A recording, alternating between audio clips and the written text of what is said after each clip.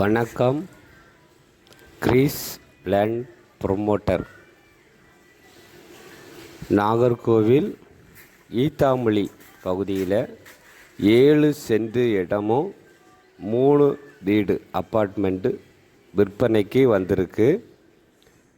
லேட்டஸ்ட்டாக இப்போ கட்டின வீடு தான். ஒரு 2 வருஷம் இல்லைனா 3 வருஷம் தான் ஆச்சு இந்த வீடு கட்டி.